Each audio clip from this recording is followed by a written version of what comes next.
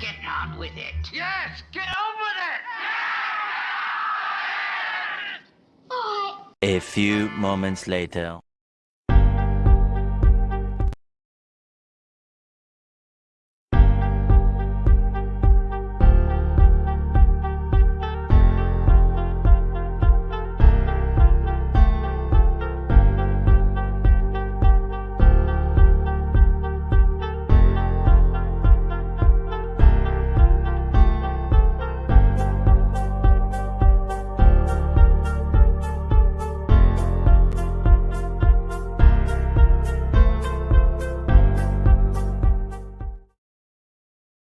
Welcome, everybody, to another edition of Sport Church, where we gather together to worship at the altar of competition, where grown men and women play with balls, drive around in circles, and beat the shit out of each other.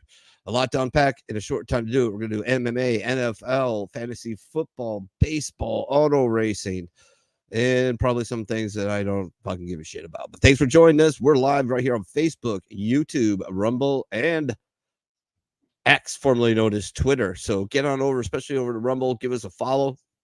Give some thumbs up on all those all those videos that we put out there for you. And yeah, we'll crush it. So I'm your host, John Kerman, aka Mini. I'm a United States Marine Corps veteran. 2311 was my MOS. Ayoyes.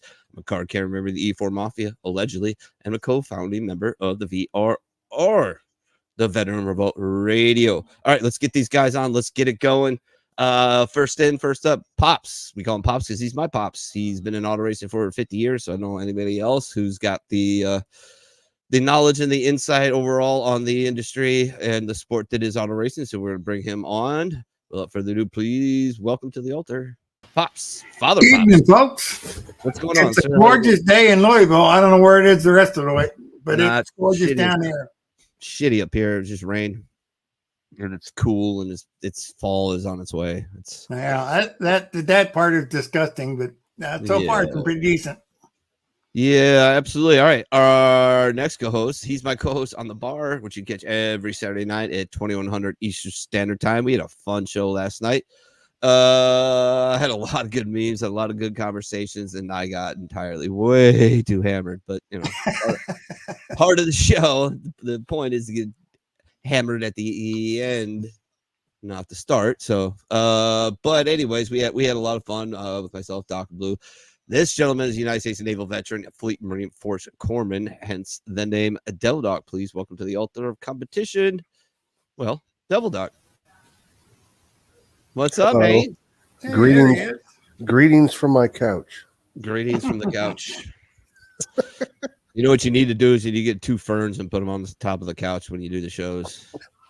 So it's docked between 2 ferns on the Bar sports shirts. It'd be fucking great, right? I've been thinking about buying a couple fake ones and sticking them up here just to see what people fucking say. I mean, oh man, talk about my Cardinals not being very good. I don't want to pile on them, Andrew, and thanks for tuning in, but I will pile on them later, so no worries. I'm a Cubs fan. The St. Louis Cardinals or the Arizona Cardinals? I don't know. They're both kind of. Or the Louisville Cardinals. Yeah. I thought it was referring to the St. Louis version, the St. Louis Cardinals, but yeah. All right. Our last co-host, last but certainly not least, has been a friend of mine for a quarter of a century. I actually got to tick that up here. Pretty sure we're going to come up on 30, actually. We served together at the beautiful all-inclusive resort, 43 area, Camp Pendleton, California, the 1st Marine Division, guest of the most holistic company in the Marine Corps, in Marine Corps history, Ammo Company, 1st Supply Battalion, 1st Force Source Support Group, 1st Marine Division. We had a lot of fun down there. We had a lot of crazy, we should be in jail pretty much, to be honest with you, but we didn't make it to jail. We stayed out of it. Not that we didn't sit in the back of a couple of cop cars, but got let go. Without further ado, allegedly, he's my fellow United States Marine Corps veteran, my very best friend in the world, brother Bishop Pook Dawg. Let us proclaim the mystery of close and controversial decisions in the UFC. Oh boy. They don't make controversial decisions, for God's sake. Well, they're infallible. Pops, I didn't watch the fight last night. There's a whole bunch of controversy over it, but it seems to be on both sides. So maybe it isn't a case of bad decision here. Oh, you had Alexa Grasso and Valentina Shevchenko. It was Mexican Independence Night. Damn, I feel like Mini doing a baseball broadcast right now. I know, right? Hey, Tim, what's up? We'll definitely talk about Izzy because I wasn't here last week to talk about him. And even if I was here last week to talk about him, we'd probably still revisit that. We'd probably still talk some Strickland Izzy stuff, I covered him for you last week, Pook, because I know you were off betting on dogs and trying to get your Tecate Wi-Fi set up. Yeah. I had a blast. We went down to Rosarito Beach the next day. That was a lot of fun. But anyway. That place is whoo. Yeah, we had a lot of fun down there. Rosarito. Rosarito Ensenada. Yeah. Did you ever have trouble getting back in the country? Nope. No. Wow. I've only been to secondary a few times. That was pre 9/11. Yeah. But no, I never had an issue. I came across one time. I was fucked up. It's a lot easier to drive over than it is to walk. Yeah. Is it really? Yeah. Yeah, they give you shit walking in, man. It's pretty crazy. I like walking just because I don't have to drive down there. Excuse me. I hear you. I'll walk over and I'll take Ubers and taxis and I'll deal with I'm a U.S. citizen, man. I'll deal with these clowns. I'll just be like, hey, I'm a U.S. citizen, bro. Let You're me a in when they coyote. touch You bring him back over, bro. Nah, the last few times I've crossed, I've had some really cool TSA agents or whatever they are at the border, whatever those customs, they're U.S. Customs agents, Customs and Border Patrol. They've been pretty cool. They were pretty cool with me the last few times. The ones coming back from Canada were a real pain in the asses. Yes, they were Absolute jerks. They just looked for a way to find you. It was ridiculous. They're too doped up on poutine and maple syrup to. Yeah. Anyways, Pook, let's roll with the MMA. Get this cooking because we got a lot of shit to go over. All right, we'll roll with the MMA first then. So last week we had that pay-per-view. We had Adesanya versus Strickland, and you guys covered that.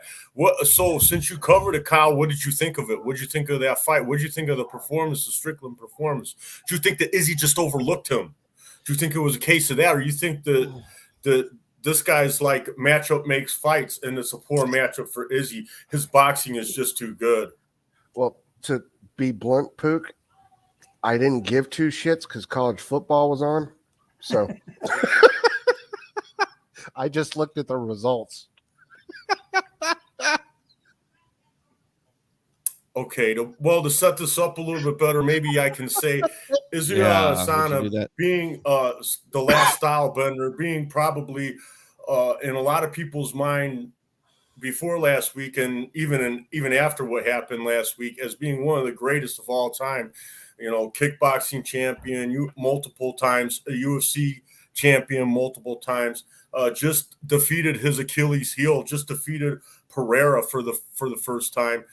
And he fought Sean Strickland, who was really supposed to be people thought he was going to walk through Strickland. A lot of people. I thought that he'd win a decision. I bet Strickland, but that's only because I'm a compulsive gambler and I got some long odds and I know he had a knockout chance. There was no knockout there. He just dismantled that guy. And I wonder if he even has an answer for him. I mean, rematch, they're talking about a rematch. Dana White changed his tune on the rematch. Dana White's face after that match was priceless.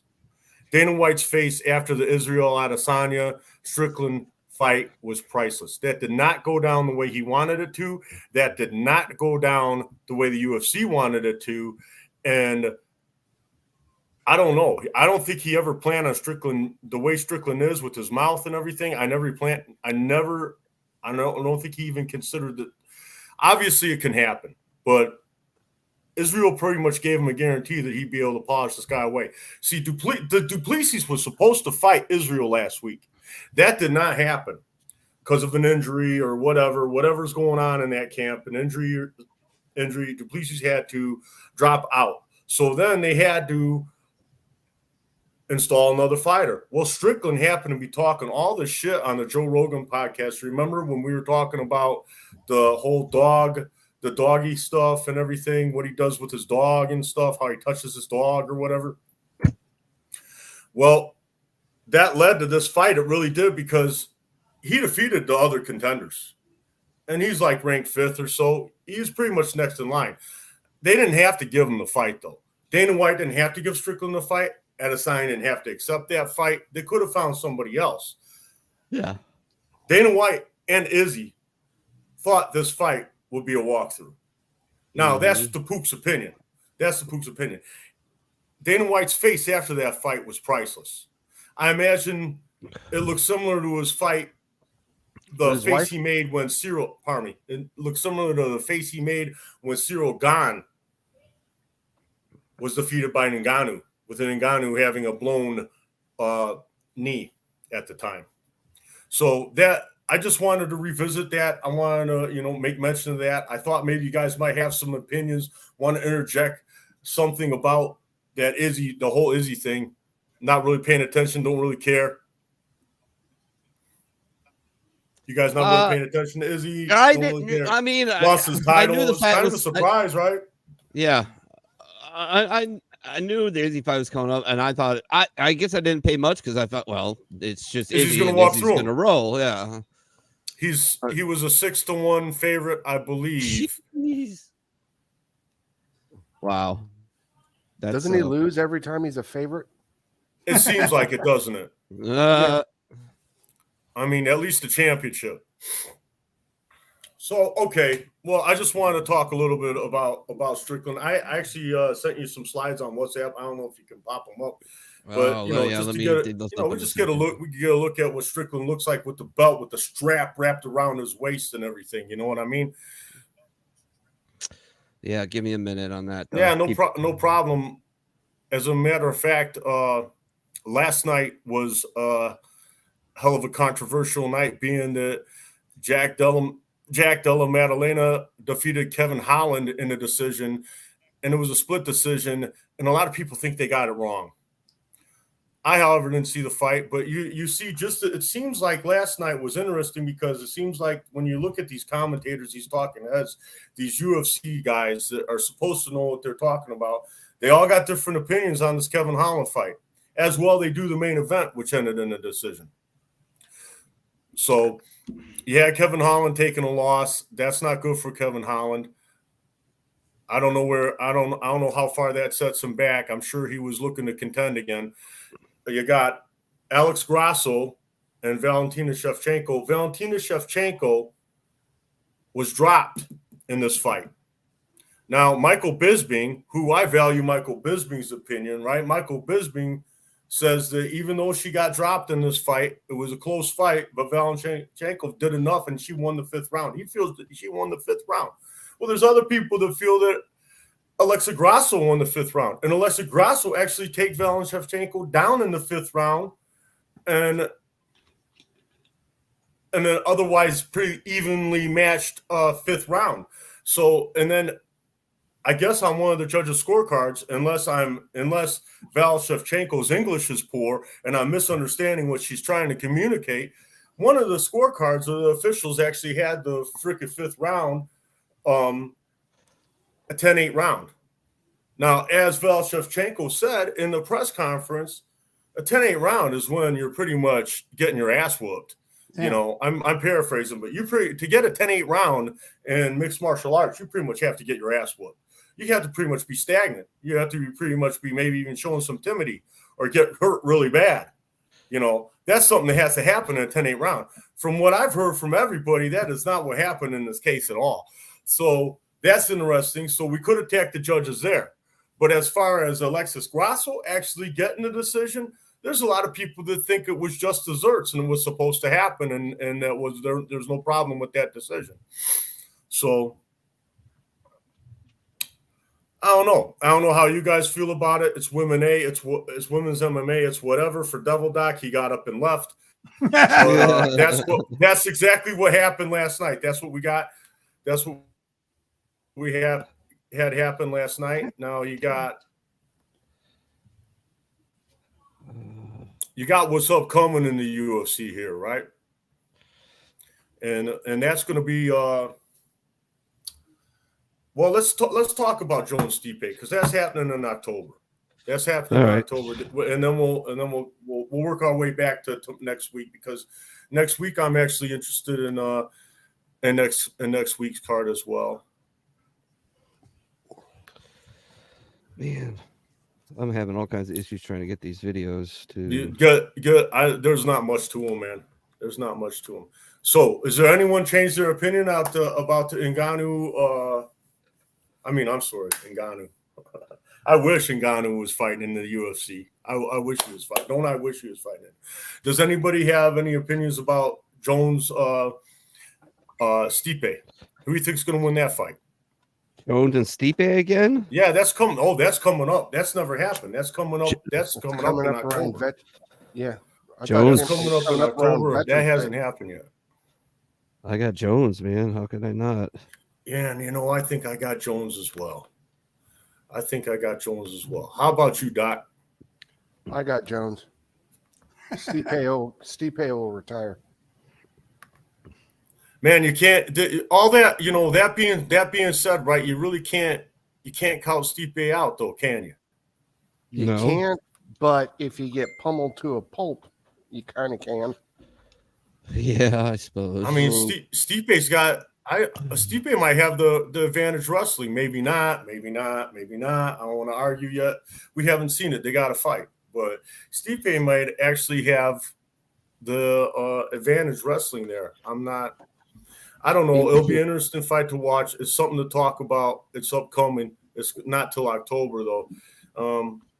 I thought it was November. The paper. November? No, Yeah, November. What's happening in November? It's Veterans Day. Oh yeah. November 11th. You're right. You're absolutely right. You're absolutely right. But we got a pay-per-view in October as well. I had them confused, I guess. Pardon me. You're fine. You got Makhachev Oliveira. Age. Yeah, I know. You got Makhachev Oliveira in that one. That's going to be a rematch.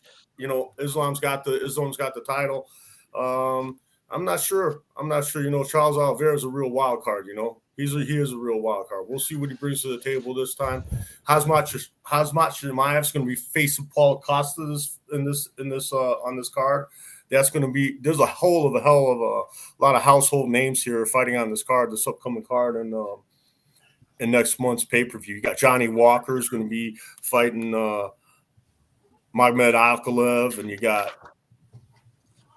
got Tim Elliott's on this card. He's going to be fighting Mohamed Makhachev. So you got some guys that we know. It's going to be an interesting fight to watch, or an interesting card to watch. And next week's fight night is actually quite interesting to me as well. You're going to have Bryce Mitchell on it, but he's not even the main event. All right. Well, I don't know what order these are, but these are the pictures I got, and they're up there. So it looks like Francis and Tyson. Yeah. Oh yeah. Okay. All right. We could talk a little bit about Francis and Tyson just because. I mean, it's off the topic of the UFC, but we pretty much covered the UFC outside of next week's fight night card, which is going to be real interesting because you got Danny Ige is going to be fighting Bryce Mitchell. And it's going to be Bryce Mitchell's comeback fight. He just took an L not that long ago. So I want to see if he bounces back. I'm actually going to bet him.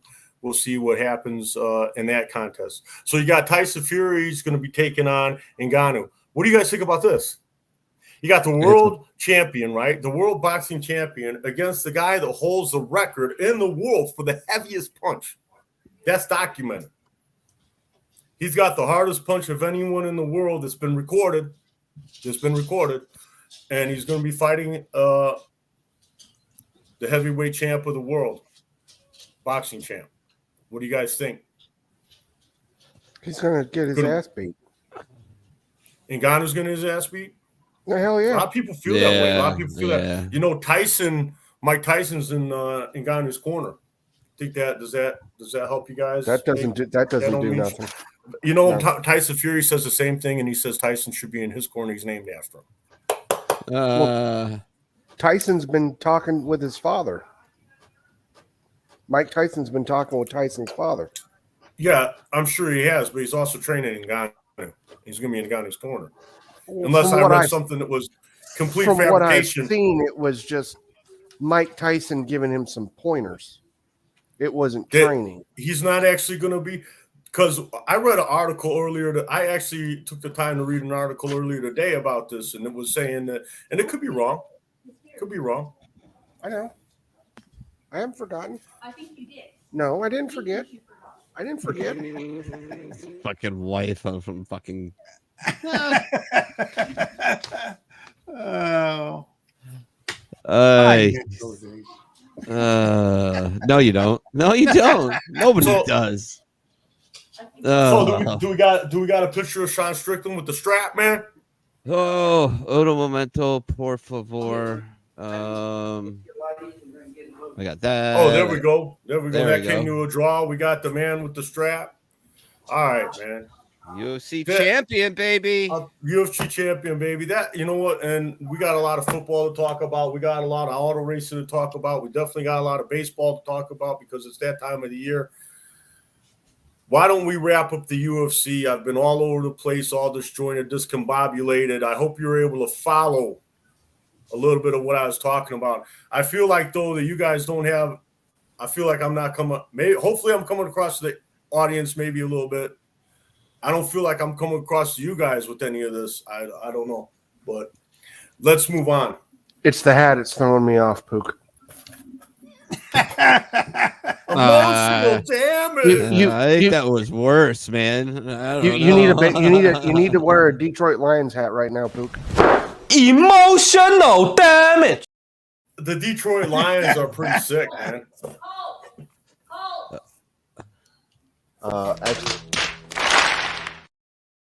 They got beat today, right by Seattle, but they're a pretty damn good team from what I've seen. I wish the Bears played like they did.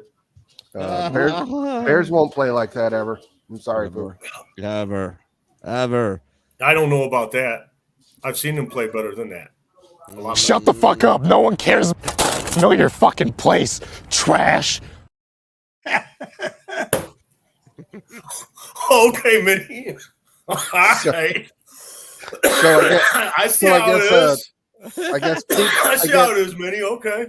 I guess Pook didn't watch the Bears game today. No. Oh no, I was watching Red Zone and I caught enough of the Bears game to know that the Bears are in a lot of trouble. Oh yeah. A lot of trouble. A lot of trouble. Hey, Packers lost today too. By a point. They covered. I have film of They covered. They did good. Of Jets fans' response after last week. Aaron Rodgers going down real quick. I'll just give it to you real quick. No, God! No, God, please, no! No! No! No! Hey, and the Jets did something today that the Giants couldn't do last night. What, lose by 30 points to the fucking Cowboys? Hey, they held the Cowboys to 30 points and actually scored 10 points on them. Yeah. Poor fucking Zach Wilson, man. I'm glad he's not my fantasy quarterback. That's all I gotta say, then. Poor Zach Wilson. Poor guy that waited to the freaking 11th round to draft a quarterback and no one's left. That's all there is to it. I picked him up as a free agent. All right. Moving on. Doc, do you want to talk about stuff that I don't care about? Yeah, I'll talk about the stuff you don't want to give two shits about while you guys go get a cigarette. Okay. Yeah. Smoking. All right. Let me pull my stuff up. Okay, so we'll start with college football. AP top 25. Somehow or another, somebody thinks it's fair that the University of Florida at 2-1 should be ranked 25th. Iowa is 24th. They're 3-0. University of Tennessee is 23rd at 2-1. They dropped 12 places. The University of Caucasians lost in Asia. They're 22nd. Washington State is 21st. The Cokeheads of the University of Miami are 20th. Colorado is 19th. Duke is 18th. What's the record now, Colorado? 3-0. 3-0. Okay. Duke is 18th. University of North Carolina is 17th. Nobody gives a shit about the University of Oklahoma at 16th. Ole Miss is 15th. Oregon State's 14th. Alabama is 13th. LSU is 12th. Utah is 11th. Oregon is 10th. Notre Dame's 9th. Washington is 8th. Penn State 7. Ohio State, who gives a shit about them? They're 6th. The University of Spoiled Children, they're 5th. Florida State is 4th. Nobody gives two shits about the University of Texas, so I'm the fuck off. They're in 3rd. Michigan is 2nd. University of Georgia is 3rd. Did you say Kent State is up there in the ranking? Kent State is not ranked. Okay. I thought I heard Kent State, and I go, holy shit. Kent State hasn't been ranked since They had that shooting on the campus in the 60s. Yeah, that's what I was thinking. I was trying to figure out how the hell they get ranked, but Some college football scores. On Thursday, you had Miami slaughter Bethune-Cookman 48-7. Georgia played South Carolina, killed South Carolina 24-14. Michigan played Bowling Green. Michigan killed Bowling Green 31-6. Florida State barely beat Boston College. It was the bandana game for Boston College. Florida State won 31-29. Texas beat Wyoming 31-10.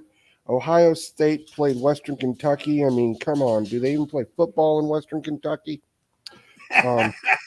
The score was 63-10. Who gives two shits? Penn State played Illinois. Penn State killed Illinois 30-13. Notre Dame played Central Michigan. Notre Dame killed Central Michigan 41-17.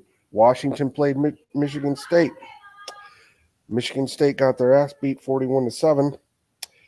In an interesting turn of events, University of Alabama played the University of South Florida, and Alabama could only score 17 points on USF. Utah played Weber State. Utah won 31-7. Oregon played Hawaii. Oregon killed Hawaii 55-10. LSU played Mississippi State and shut the cowbells up 41-14. Missouri beat Kansas State 30-27. Oregon State killed San Diego State 26-9.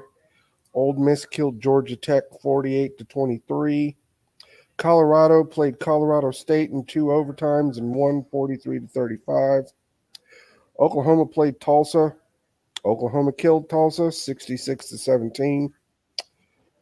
Duke played Northwestern. Duke killed Northwestern 38-14.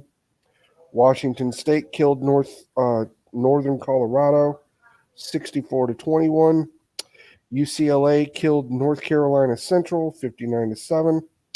And Iowa killed Western Michigan 41-10. there's only been one Michigan team win this week. Yeah, the actual team in Michigan. Yeah. Okay. In NFL news, I'll refresh this. Packers lost to the Falcons 25-24. Jets lost to the Cowboys 10-30. The Commanders right now are beating the Broncos 35-27. The Dolphins play the Patriots tonight. The Bills beat the Raiders 38-10. The Ravens beat the Bengals 27-24. The Sea Chickens beat the Lions 37-31. The Titans beat the Chargers in overtime 27-24. The Buccaneers killed the Bears 27-17. What? The Chiefs slaughtered the Jaguars 17-9. Slaughtered? Yeah. Slaughtered? 17-9 is a slaughter now? Well, they only scored 9 points. Man. Not exactly a slaughter, though. That's an both 8-point offenses difference. seem to stall, man. That's 2 whole scores. Right. Both those offenses were stalling. Yep. Yeah, much to my chagrin. Beat the Texans 31-20. Yeah, despite that, they Richardson, the new stud quarterback for there. Yeah, he's got 2 rushing touchdowns. Yeah, he's on concussion protocol now, so he got taken out in the end of the second quarter, something like that. Yeah, for guard Minshew. Yeah, who did just fine. Yeah, obviously. The Cardinals lost to the Giants 31-28. The 49ers beat the Rams 30-23. Thursday night, the Eagles killed the Vikings. Killed? Yep. It was like a fucking, what was it? What was the final score? Hey, I'm talking about my fantasy points because I'm killing Pops right now. And I'll tell you what, in the Double Docs, in fairness to the Double Doc, Kirk Cousins had a monster game, right? And, yeah, he did. And they put up a lot of stats. But you got to realize that whole last drive was garbage time. The whole last 7 points they scored, They were getting whooped, man. Now that one down, that's what the Eagles were whooping on them a little bit. And I had a backdoor push. I bet Minnesota in a parlay. That sounded weird. You said backdoor push. That smooth pushy push. You know you like it. Hey, I like to win way more than I like a push. But if I could get a good push, oh yeah, come from behind, good push. Pook sounds like he wants a silver bullet. He does. every Marine's fantasy. And on Monday night, you have the Saints and the Panthers, and the Browns and the Steelers. All right. Speaking of football and fantasy football, let's go through what we've got for that so far, and it's not awesome. Sorry, Double Doc has got me 100 points down. I go, yeah, I wouldn't be all that worried, honestly. Okay. Yeah, I just no. I'm looking at the scores. They're right here. We'll go through the first one on the top. That's my game. My Tacos Ghost Monkey versus Full Metal Vet, who thought it was funny to put a poll in the chat that I liked men. Everybody voted yes. Well, the only two options were yes or yes. So, yeah. So originally projected 142 to 149 because I lost my number one running back, my number two running back. Live projection right now is 144 to 151.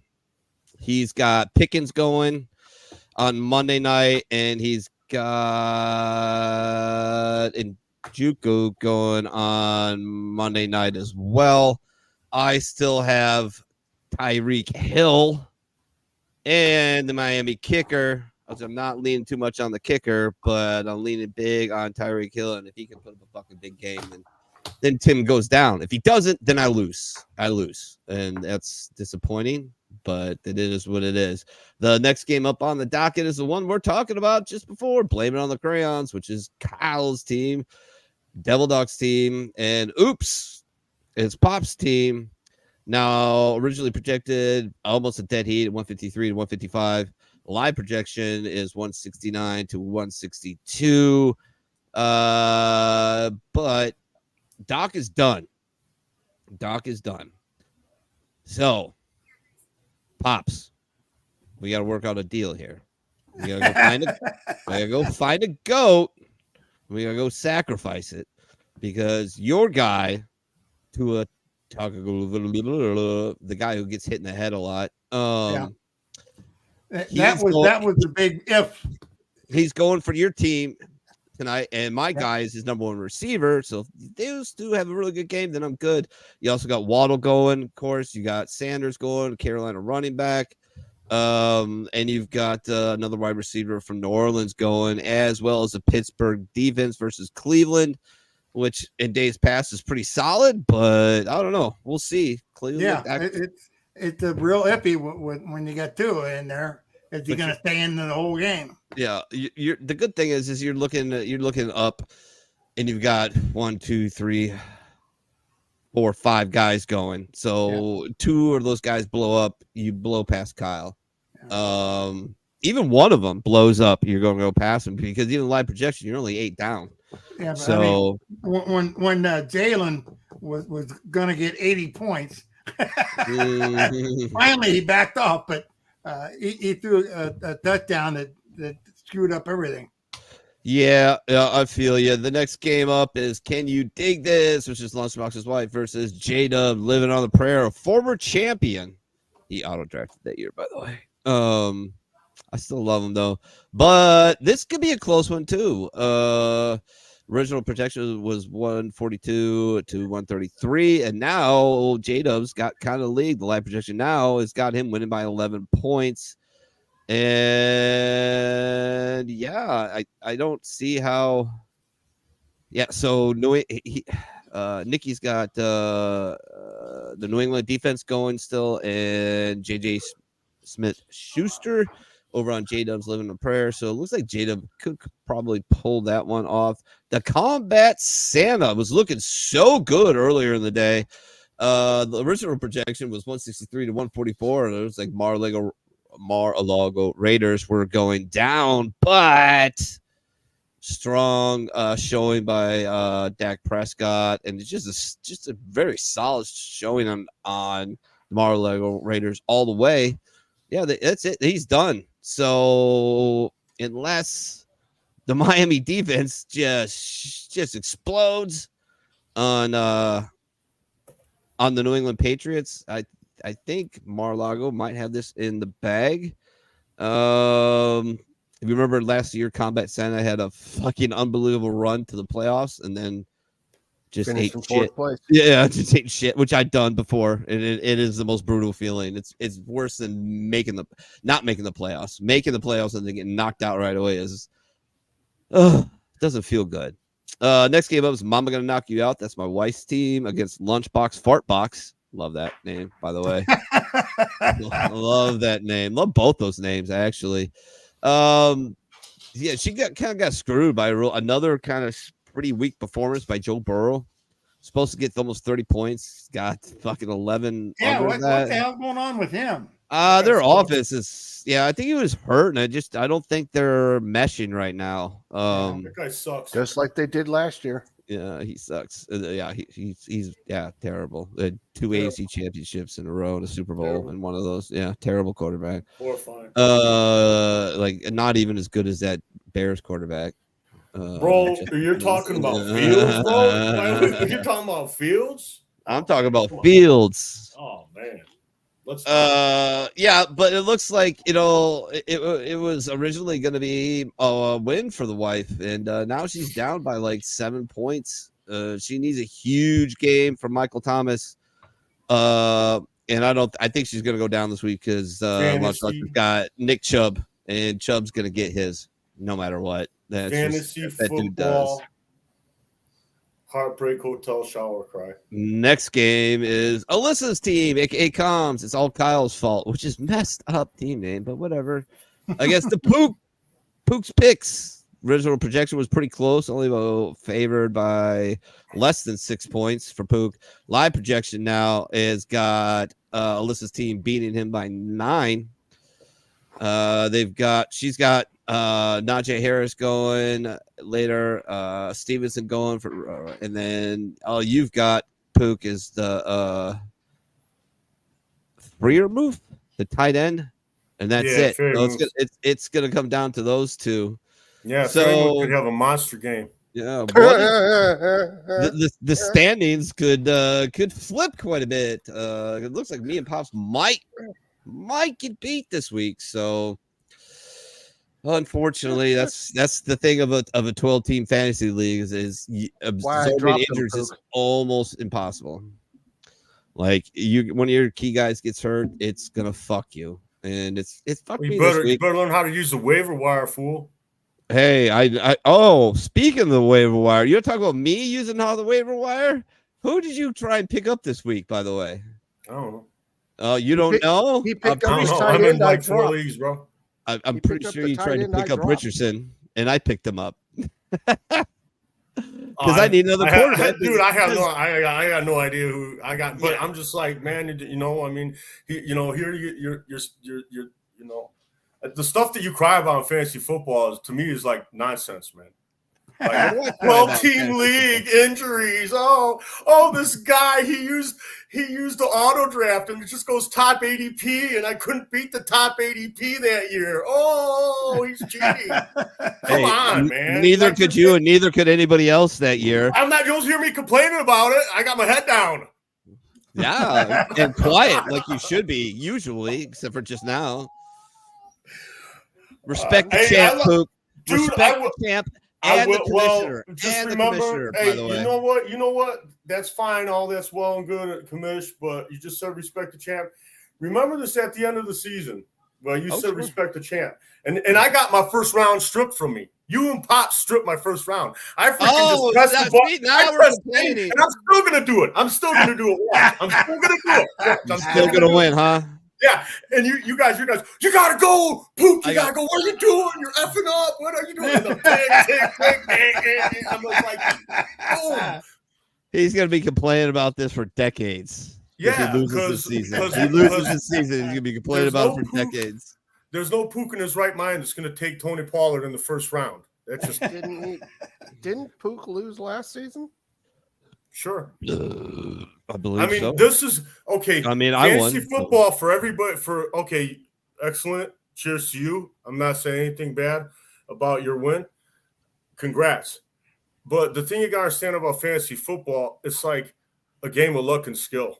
It's kind of like poker. Yeah. I mean, you ain't gonna win every time you sit down to play. The best of the best poker players win like 60% of the time.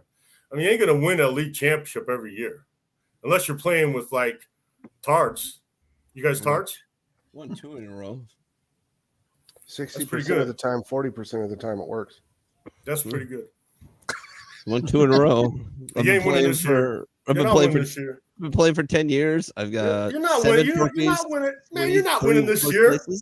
Maybe not. I looked at your team.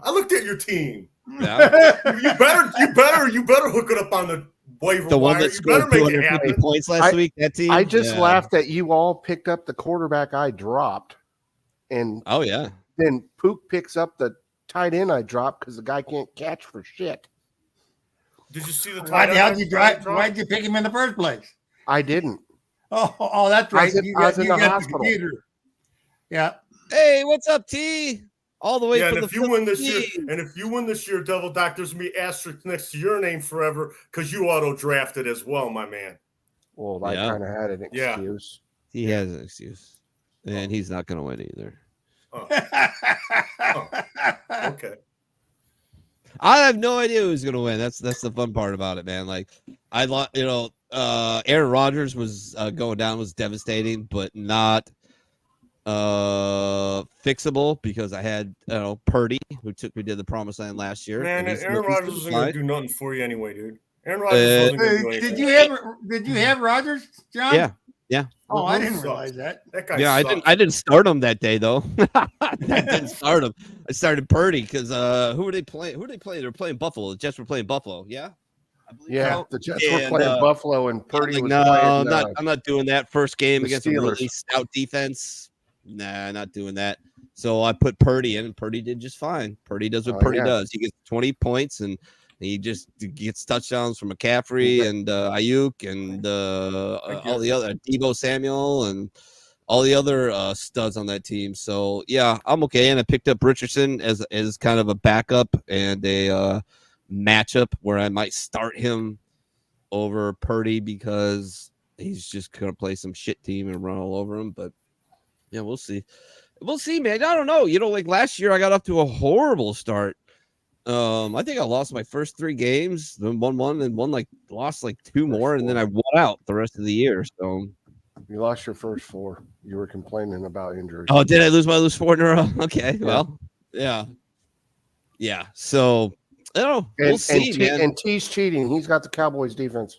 Yeah. Well, dude, that's why I changed the scoring this year for offense and defense. It was only big plays. Big plays count huge. He got 90 points on me on defense. Yeah. We'll do it. Man. But fucking Tim. How can a defense even score that much? I upped the sacks and points, sacks, fumbles, anything. Pick sixes are worth 8 points. Interceptions went up by a point or 2. Stuff like that. So big plays are important in this league this year. So I gotta get myself a better defense. Yeah, good luck with that because they're pretty much all taken. Yeah, that's what you said. Yep. Yeah, who got San Francisco? My wife. Know. Oh yeah. They only scored 17 this week. Oh, all right. I'm playing against your wife. It's all Kyle's fault. Yep. You're playing my wife. Yep. And the funny thing is, she hasn't checked her phone one bit to change her lineup. Well, better do that come bye week, but other than that, I guess you really don't have to. Unless there's an injury. Yeah, that too. Washington on the bench scored 27-4. Yeah, it's fun, man. I like how it's set up. Like I know it's going to bite people in the ass. It's going to bite me in the ass. Like Kirk Cousins scored 50 points, dude. Like I never saw that coming. Especially against a Philly D, but he did.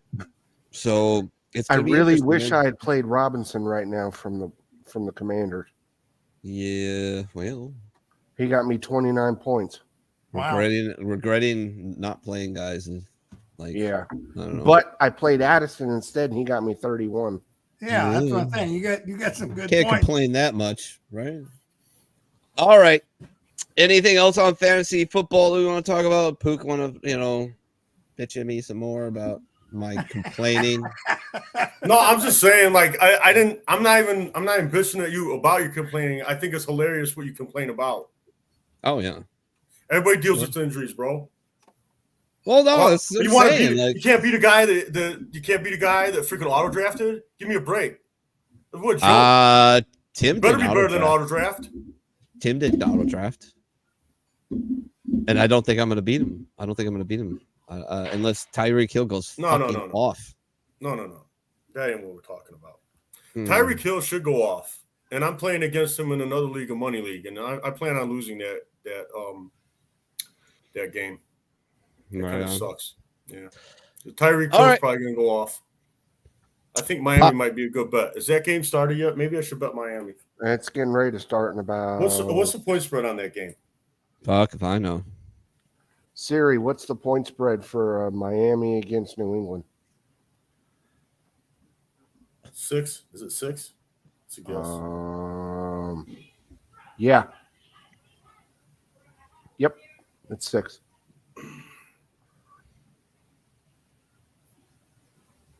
Yep. All right. Was it 1.5? 1.5? 1.5 now. It just dropped. Damn. Wow. Somebody put a lot of money in there. Oh, yeah. Damn bastards. I'm betting my wad on it. That's what she said. What I mean by my wad is I got $60 in my sports betting account. So there you go. That's my wad. That's your wad? That's my wad, bro. Right. Shut the fuck up. No one cares. Know your fucking place, trash. That's it, bro. I had it with the disrespect. I'm out. Good night.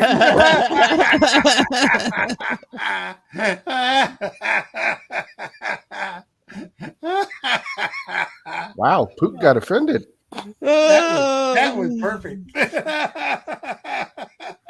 Wow, you didn't even play any of the other buttons yet. No, he's got to go to work. Yeah, it was good theater though. Yeah. He told me he was coming on. He said, I gotta go to work, man. I gotta go to work at 6, so I gotta leave early. I only got an hour on the show. I'm like, okay. So we came up with something. Just say, hey, all right, Pops, let's knock this auto racing out very quickly as we can. So see if you can find those files.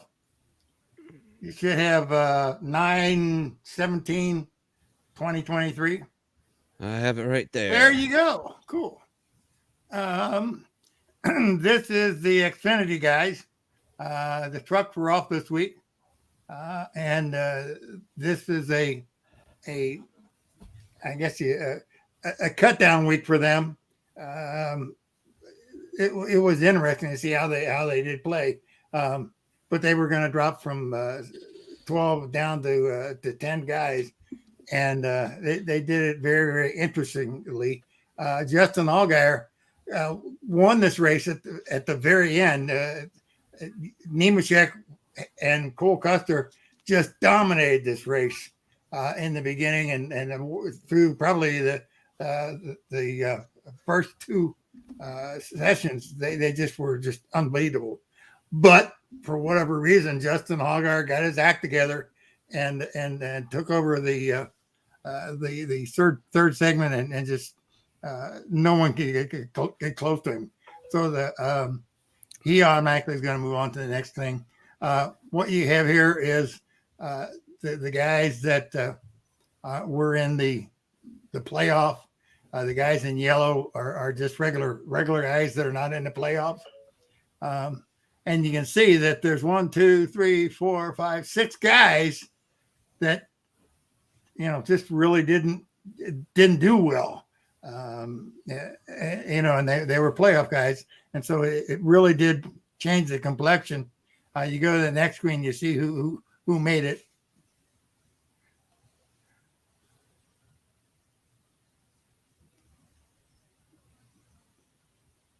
Come on, computer.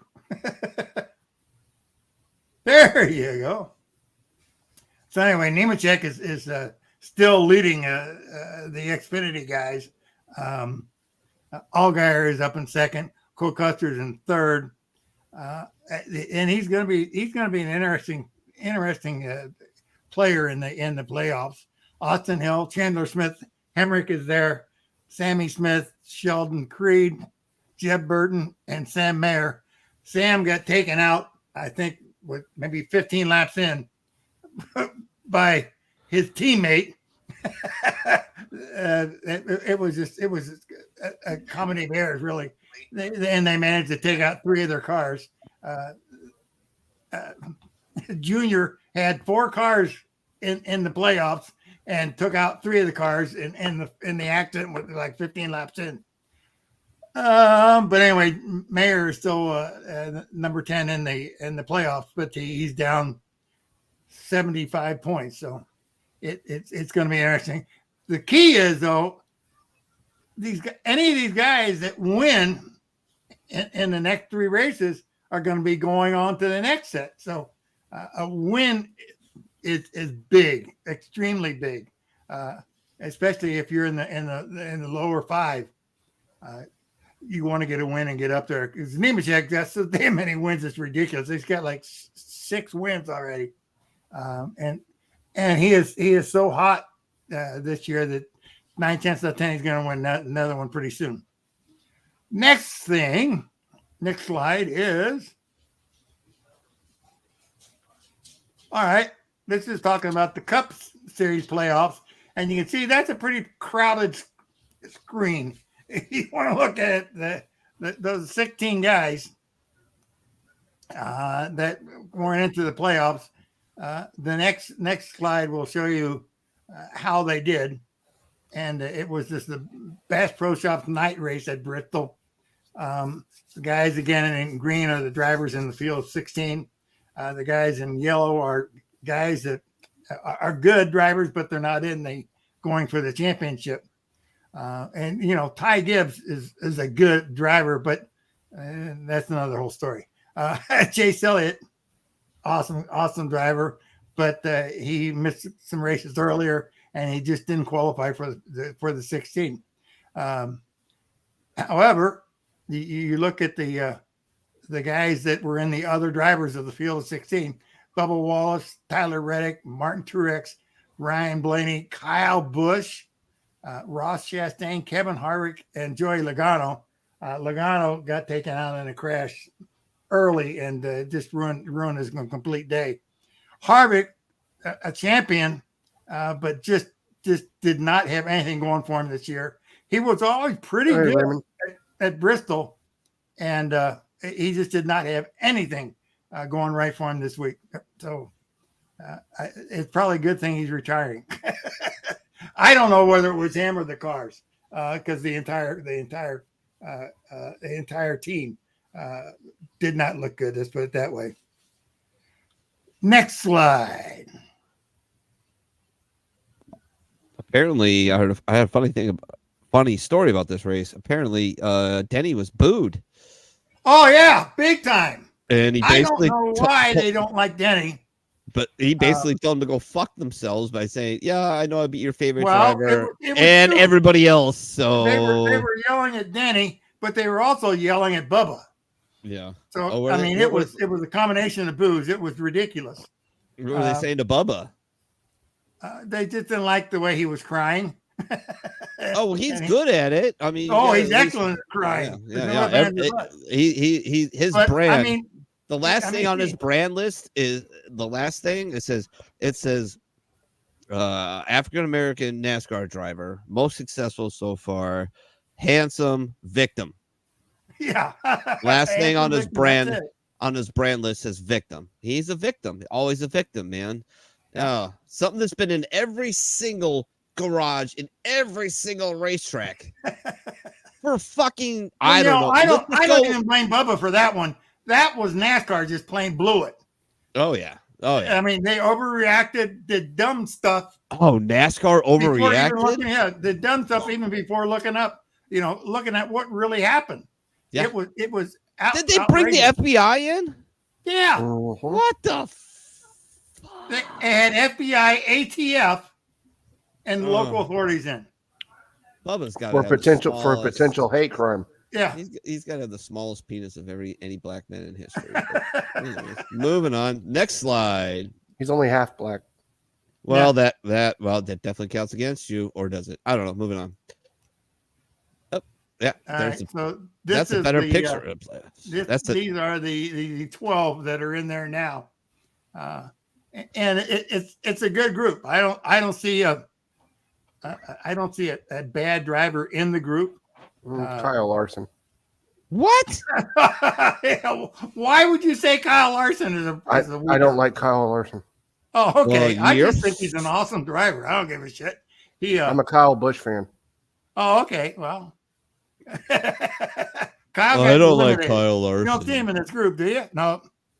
Oh, I don't see him either. That's weird. That's so weird. I don't see him either in there. Huh. Moving on. Oh, there he is, right there. Oh, damn it. But he did not have a good night either. But he brought it home and moved on to the next round, which was the key of last night. No ifs, ands, or buts. Go to the next slide. Sir. So this is the field of 12 now. And Bubba Wallace just squeaked by. I mean, you look at the points, and he should have 3,000, not 2,000 there. Oh, but, okay. He is He's way down. Yeah, I was gonna say if he's got 3,000, he's in there. He's 11 points below anybody else, and 11 points is a bunch. But if you win, it doesn't matter. You move all the way up to the top, and Bubba's capable of winning. But he's got frontline equipment now. The guys that got eliminated was unreal. Go to the next slide. I think we're moving on to Formula One. Oh no, we're talking about what's going on next. And the Cup Series goes to Texas Motor Speedway on the 24th, then to Talladega, which I hate Talladega, not because it's a bad racetrack, but because of the way they have them race there. Oh yeah. It's just a crapshoot who's gonna win because half the field gets eliminated. Yeah. And then but the fans love it, Pops. I know the fans love it, and I just I don't know why I worry about owners, but when you got 4 teams and you're going to lose 3 of the cars, that's a big ass expense. I don't care what anybody says. Yes, it is. Each one of those rolling chassis are worth how much? I'm saying the rolling chassis is probably a little over $100,000. All right. When you put all the time into it, and the motor, it doesn't cost you that much to buy it. But to develop it and to get it in the shape you want it in, you're going to have $100,000 in it. Yeah. So that's $300,000. Yeah. Boom. Gone. Because and you don't want to talk to Tony Stewart about that. Wasn't the original what's the word I'm looking for? The original, not impetus, I guess. Impetus behind, the original impetus behind restrictor plate racing was because the cars were getting too fast on the super speedways, correct? Yeah. So it was a safety thing, right? Yeah. And then what happened? Well, we kept developing the cars. And we kept killing drivers. And they kept getting faster. But because they slowed them down, they made everybody equal. Yeah, And so which is you can't run away. Yeah. Everybody just stacks up, Yeah. and you have 30-car trains. And when you got a 30-car train, you're going to lose 20 or 15 of those cars when the accident happens. Somebody can't come in and make a pit stop and take super light wheels and just run away from the field and come back and do that last pit stop with the regular wheels and win the race. Who did that? I don't know. Darryl Waltrip. Never mind. Oops. Allegedly. Yeah. Anyways, moving on. So what are we looking at here? So we got Texas, Talladega, and what is this? Charlotte Roval. What? Charlotte, it's a road course inside is Charlotte. that? They're gonna do that? Yeah, they've been doing it for a couple of years now. I don't remember this. I guess if you look at it, I mean, they had highlighted in red what the track looked like. Yeah. And it's not a bad looking track. I mean, you really use 3/4 of the oval. Yeah. And you just got some infield road course in there. Yeah. It's Interesting. It's not a road course, but it's not an oval either. So that's why they call it a roval. I'm so undecided about like courses or like this. I mean, like I love the flat road course such as like Indy, like Daytona for the most part. It's flat. It's very technical. But I also like, Le Mans and Monaco, like where it's elevation plays a huge part in it. That's why I like Watkins Glen, Sonoma, I love. But all right, I did not know they were doing this. I usually catch a little bit of race because I have it on a thing on my phone. Every NASCAR race that's about to start, I get a freaking alert. Yeah. And links to go watch it. And I'll always check in a few laps just to see what's going on. But Charlotte Roval, okay. All right. A year ago, they had the race there, and it was the Xfinity Series race. It poured raining, and I mean they near lost half the field because all the cars were aquaplaning and going every which way. But I think they figured out that they can't run in solid downpours. They got to say, okay, we're going to take a break till it slows down. Even on the rain tires are having issues, huh? Yeah, they're running rain tires. But even rain tires, when it is pouring down rain, you can't get the water off the track fast enough. No, you can't. Yeah, that makes sense. All right. Next one. Next slide. Uno momento. Sorry, my mouse started to run away from me. There we go. Uh-oh. What? Surprise, surprise, surprise. What? Max Verstappen didn't win. What? And not only did he not win, he didn't get on the podium. What? Oh, no. I got to do this. I'm sorry. I got to do this. I have to do it. Emotional damage. Go to the next slide. Shows exactly what happened. Oh, look at this. Carlos Sainz. Oh, wow. Look at that. 1, 2, 3. Ferrari got a win. Lando North brings a McLaren home second. What the shit? When's the last time he's been on a podium? Hamilton came in third. He was going to be fourth, but his partner lost control and spun off the course, and so Hamilton assumed the third position. Leclerc was in fourth, and Verstappen stuck around for fifth position, which is unreal. I mean, look at the guy. He had 11 wins this season, and they finally I don't know whether they had updates that didn't work or what, but everybody else moved away from them, and they look pretty weak today. All right. And I think that wraps it up. I think that is. Yeah. So where are the standings now? I figured you'd have that up there though, but where do they look with Verstappen is on top of the world. Sure. And no one's gonna get close to him. So it's his championship to lose, basically. Yeah, they can't lose. Oh, he can't. No one can get close to him. No, Unless they keep racing at lose Singapore. every race from here on out, scoring no points, there you go. and no one can get to him. So that's just the way it is. This is his year, second year in a row. All right. Well, there you go. Good job. Anything else to look forward to in the future? I do have some, and I don't have it on the tip of my tongue. I'll think about it and come up with it. All right, no problems. All right, Doc, you ready to go through the standings of MLB? And me interrupt you pretty much every time you go through a stat. I'm gonna actually put them up here this year, or this time, and I don't know if you guys can actually see them. If they're, you could zoom in and see them. But Okay, yeah, so there you go.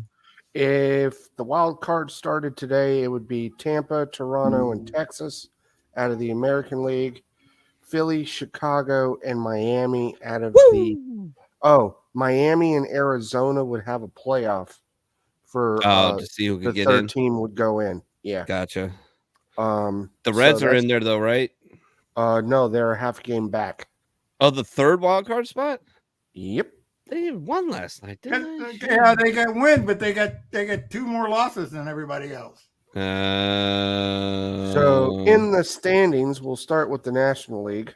Okay. So in the National League Central, shitting the bed is the St. Louis Cardinals at 66-83.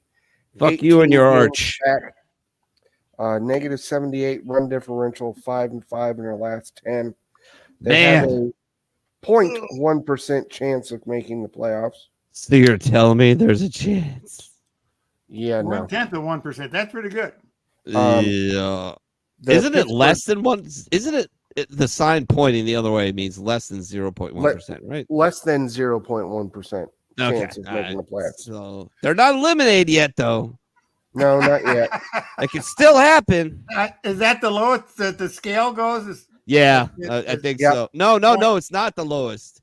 The lowest is if you get eliminated, like mathematically eliminated. It goes to 0. Yeah, then it's just 0.0. Yeah. Oh, okay. All right, keep going, Kyle. So then, the Pittsburgh Pirates, they're 70-80, 14 and a half games back. Lower it. Negative 91 run differential, negative 0.01% chance of making the playoffs. Lower that flag, boy. Man, it was so fun at the beginning of the year. Yeah. With the Pirates, and I was playing the theme song and from Pirates of the Caribbean. Pirates are doing great. Then Cruz breaks his ankle, and it just then they became the Pirates again. They became the Pirates again. They fooled us. So then you have the Cincinnati Reds at 78-73, 7 games back.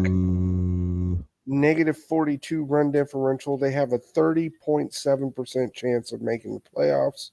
Interesting thing about the Reds, they called up another one of their guys, and what is his name? Encarnacion Strand. He's real good. But you know what happened to Ellie De La Cruz? You know what Ellie De La Cruz's batting average is right now? What? 236. What the hell happened? Homeboy can't hit the curveball. Okay. Yeah, he's it's not, you know what? I think it's just trouble with the curve. It's trouble with the curve, and he hasn't made adjustments to the league. The league figured him out. Yeah. He hasn't made the adjustments to that. And I think him being so young and honestly so talented, such an upside. I think he'll be okay, but I think Cincinnati might want to work on a batting coach that actually fucking knows what he's doing. Yep. To help that kid out, because all the tools are there and he's flailing, and it's not an ability thing, it's a mental thing. He's not recognizing pitches, he's not seeing spin out of the hand, he's chasing, and he's young, he's gonna do that. That's fine. Needs a haircut. No, he does not need a haircut. He's fine. I was trying to think of somebody who needs a haircut desperately, but we'll get on to that later. Somebody did a celebration that I think deserves to get him killed. But anyways, yeah, I think Ellie's struggling. And you know what's the great thing about the Reds is I've been talking about this all year. Their starting pitching is fucking terrible. Yeah. And they're still in it somehow. And it's like, what the fuck? They're basically just outscoring people. I mean, you would think they would now, but now they got a minus 42 run difference. So, I mean, I don't know. I hope they make the playoffs. I think it'd be fun. You know, I live here.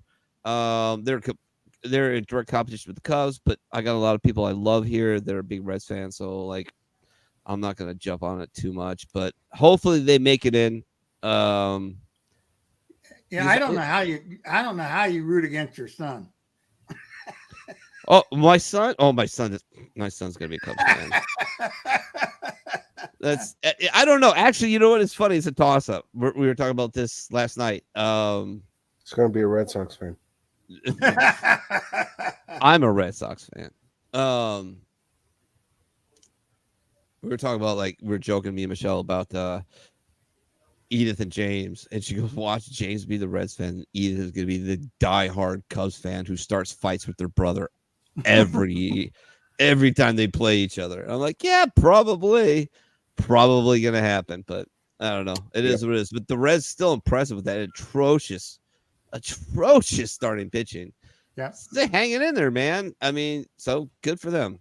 Yep. Good for them. Hope they make it. I hope they make it because I don't really care about Arizona where they play in the desert for rings. I don't really care for those people. So moving on, Cubs are in second place at 78 and 71. Woo! 6 games back, plus 90 run differential. Yeah, 58.5% chance of making the playoffs. Yeah, it was a week ago, man. The Cubs were within striking distance, and they've done some West Coast trips, and it hasn't gone all that well. Nobody likes to play in Colorado. Nobody likes to play in Colorado in the middle of a pennant Colorado race. Doesn't like to play in Colorado. In September, it's like the last place you want to go to. I heard a story. I was watching the Braves Phillies game the other day. It was a great series, and Smoltzy was talking about pitching in Colorado. It was the year he won the Cy Young. And I think he won like 25 games that year, something like that. It was stupid. And the one he was convinced the game that was going to derail him was when he pitched in Colorado and gave up 9 runs. And he's like, I wasn't even pitching that bad. They just were just destroying everything. He's like, everybody hates going to Colorado in a pennant race. And he still won the Cy Young that year. But yeah, the Cubs, not that great in the last 10, 3-7, right? I mean, they're losing series, which they haven't done all year since, well, basically a month before the All-Star break. Now they're starting to lose them, and they're all on the West Coast for some reason, and it sucks, man. But they're going to make the playoffs unless they just completely fucking implode over the next, 2 weeks we got left? We got 2 weeks and 24. 2 weeks and some change. Yeah, 2 weeks and some change. So there's still plenty of baseball for them to fuck it up, but yep. We'll see. I mean, look, Marcus Stroman could possibly be coming back. I think he's starting to do some rehab starts here this week, so that could be huge.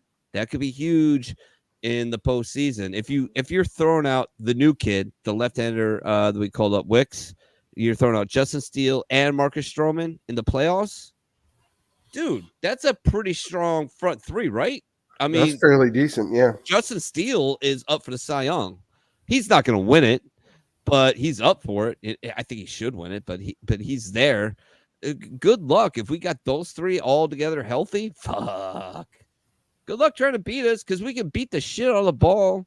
The second or third best run differential in the league. So I don't know. But the Brewers, I'm impressed with. The Brewers all of a sudden found an offense, right? Yeah. Yeah. Keep going, man. Keep going. Talk about the Brewers. So you got the Brewers. They're 84 and 65, plus 55 run differential, 7-3 in their last 10. They have a plus 99.9% chance of making the playoffs. Yeah, they're going to take that division. It looked close for a minute. And I think the Cubs do have to play the Brewers at the end of the year, but I think it's the last series, but fucking 6 games. I think you're too far out. Yeah, you got 2 weeks and 3 days or something like that. Unless Milwaukee implodes. I don't know what their schedule is until they meet the Cubs, but if they were to go like, for instance, 2-5, and the Cubs run off an 8-game winning streak, then things could be interesting when you come to the last series, right? Yeah. And I wouldn't want to Definitely. be the home team facing the Cubs who see, oh, we sweep, we take the division, and I don't know. It'd be interesting. But the Brewers have found a little offense lately somehow. A lot of people compare them to the San Francisco Giants as kind of a boring offensive team, but as of late, they're doing it, man. They're getting it done. They're crushing it. So Yep. good for Moving the on Brewers. to the National League West. Eliminated is the Colorado Rockies, so we're not going to talk about them. Poor Chris Bryant. Well, he chose to go there. Mm. So He then you did. have the San Diego Padres. They're 71-78, 20 games back, plus 68 run differential, and a 0.1% chance to make the playoffs. Yeah, they need to fucking explode that team in the offseason.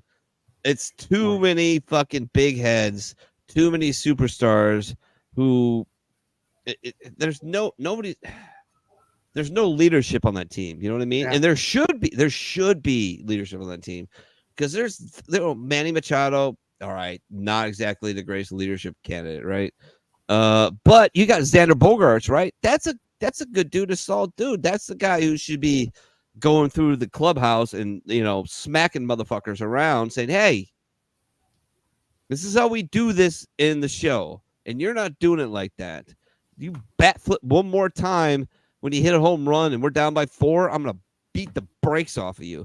But that's not happening, So I think, don't be surprised. I'm just saying that either Manny Machado or Juan Soto is gone in the offseason.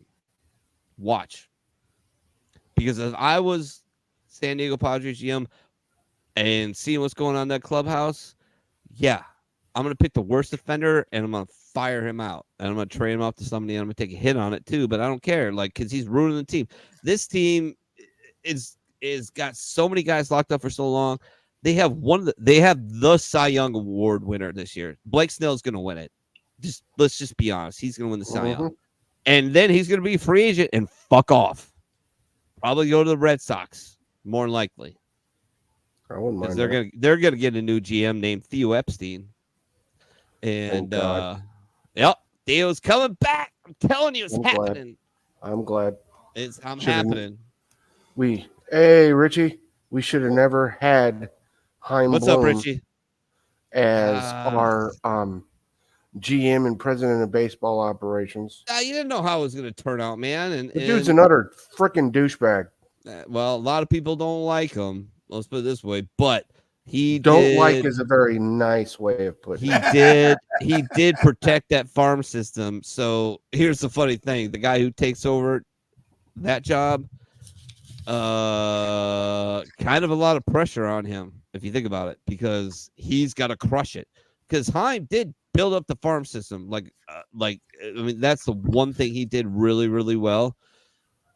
Well, all right, he did some other things really well, like piss off every other executive in MLB and piss off every agent in MLB. But he excelled. Red Sox fan in existence. Yeah, but we'll see. The next guy, though, has got a lot of pressure because the groundwork as far as the farm system has been laid for you. It's been done for you. So now you've got to get in. Look, Chime's firing. Look, a GM is only allowed to spend as much money as who allows him to.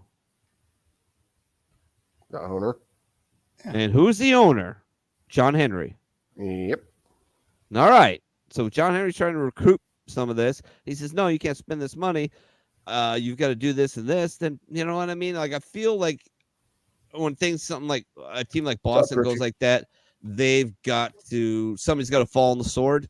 And that was Chime. So that's just my opinion. I could be wrong. You're a little wrong. All right. Just a little. I mean, just a little. I'll take just a little. We didn't get shit for Xander Bogaerts. We didn't get shit for freaking Mookie Betts. We didn't get shit for Andrew Benintendi. We didn't get shit for Jackie Bradley Jr. The 18 freaking times we brought his ass back. You mean that stacked farm system? You get where'd that come from? The fucking Wasn't from air? the fucking it wasn't from the Dodgers. Okay. We got that from freaking Chris Sale. Mm. And when we traded Nathan Eovaldi away. Mm-hmm. The Texas. Which should have never have happened. All right, moving on.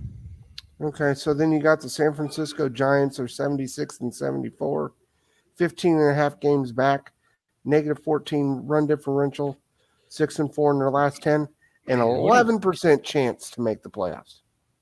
I'm gonna refresh my thing here because you got different fucking stats than I do. Are you looking at the ESPN one or what? Yes. Okay.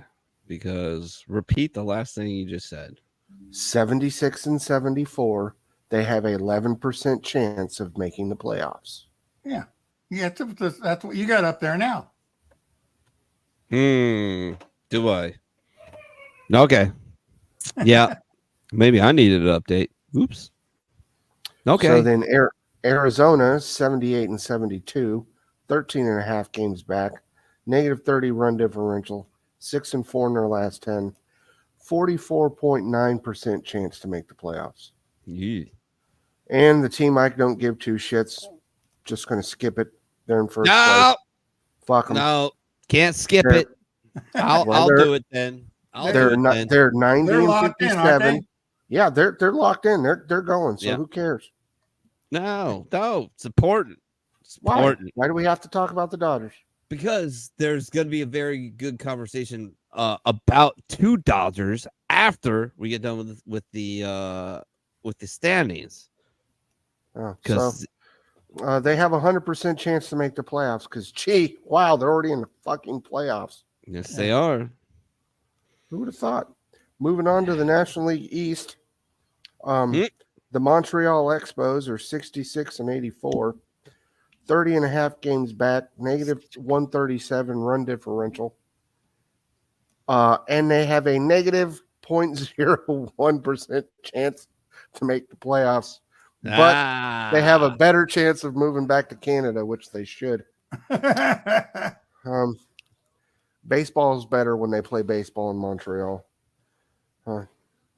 Then you have the Mets at 69 and 80, 27 games back, negative 18 run differential. They're 5 and 5 in their last 10, negative 0.01% chance to make the playoffs. Then you have this team in Miami. They're 78 and 72. Hanging in there, though. Yeah. Hey, no, Sandy Alcantara, though. Hear about that? UCL. Not cheating? UCL. He's got to get Tommy John. Oh, wow. I fucking knew it. Every time I said this about Marcus Stroman. When he went off the rails, it all of a sudden started sucking. I'm like, I told you guys, like, he's hurt. He's hurt. And Alcantara has been hit or miss all year. And I'm like, he's hurt. He's hurt. That elbow hurts. And I hate it. I get it because I've been that guy, but I was getting paid fucking $15 million a year. I was getting paid $15 million a year, and my elbow twinges. I'm shutting the fuck down. This isn't football. You don't get points for playing hurt, especially if you're a pitcher. Like, if something starts going wrong, you need to be honest with your trainers and say, look, we need to go look at this. We need to get an MRI. There's something wrong. And it just leads, if your elbow's gone or starting to fail, or your shoulder's a little issue, you start compensating, you start doing weird shit, and all of a sudden you pull an oblique and you're done anyways. Like, I wish these guys would just be fucking honest. Now, saying that, John Smoltz threw with the torn UCL in the postseason as a closer. So I don't know. He was still throwing 96 plus. Like, is what it is. I think John Smoltz is not human, but anyways, moving on. In second place, you have the Philadelphia Phillies. They're 81 and 68. Scary. 15 games back, plus 72 run differential, 4-6 in their last 10. 98.6% chance of making the playoffs. Yeah. they're gonna get in there. They got their one wild card spot. Yep. As of right Wow. now. And here's another shocker. Woo! The Braves. They're Yeah. locked in. They're 96 and 53, plus 219 run differential, 5-5 in their last 10. 100% chance to make the playoffs because they're already there. Wow. Yeah, they already That's the question. clinched the division. They clinched Yes. the division. So yeah. Yes, they're them in. and the Dodgers have clinched the division. Yeah. Weird. Gangsters. Officially out of it. At 46 and 102. What? Since the second week of April, they've been out of the playoff race. That's it. Is the Las Vegas Athletics. 37 37 games back. A whopping negative 307 run differential. Yeah, you got different charts now again. You're not that bad. No, They're at 307. This has got 311. Yeah. 319. Don't Yeah. worry about it. I'll be right back. I'm at 307. Yeah. And mine updates the minute it changes. Then you have the California Angels. They're out of it.